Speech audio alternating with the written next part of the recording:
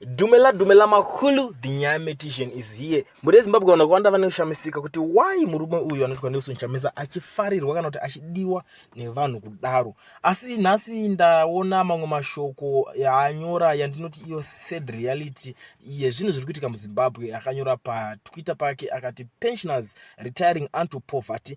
I was recently talking to a retired citizen about his pension after working for more than 40 years and several of those years as a headmaster. His lump sum pension payment is not enough to buy a Honda Fit from Victor. Kwa Victor ndokunotengwa mota. Na wiki nochivayo kwakuya zvikunzi mari yake haikwani kuti ainotenga Honda Fit ikoko. I'm told this is the story for most of our civil servants and workers in general. Just imagine that pensioners receive $30 per month from NASA after bank charges. The payout is paltry as $22. This is an atrocity, pure savagery. This amount is hardly enough to pay for a month's supply of diabetic or BP meds, and these are chronic conditions most senior citizens are living with. This is the tragedy of broken politics and the current economic collapse. This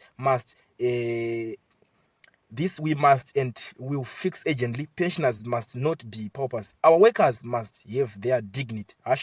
#for everyone. Ndo mashoko anyorwa na advocate Nelson Chamisa vatitadza kubatikana nemapensioners nemasenior citizens vanenge vakambosiya mabasa wo vakati vanenge vakamboshanda kuti ungambori headmaster uri teacher kana kuti chichi mabasa ekuti unoshanda kuti pensions mapension avo haana zvaari kutenga, haina zviri kukwana mari iyo, haisi kutombotenga kana chinhu. Vazhinji vacho vanotorarama hanzi nezvirwere zvakasiyana siyana zvinoona sugar diabetes chinchichi, asi havakwanise kunge vachitotenga kana medication acho ekuti varambe vachizvisustaina, vachikwanisa kunge vachirwisana nezvirwere zvavanenge vachirarama nazvo, nekuti mari yacho hanzi iri kuzosara iri $22. Ndo mashoko muri Zimbabwe anobata moyo ataurwa naadvocate Nelson Chamisa vachitaura kuti tichazvifixa, ndo zvinhu zvatoda kugadzirisa zvamanje manje. Muri Zimbabwe, I am the nyametician. Munozviziva ndinogara pano ndichiuya nenyaya dzakakosha.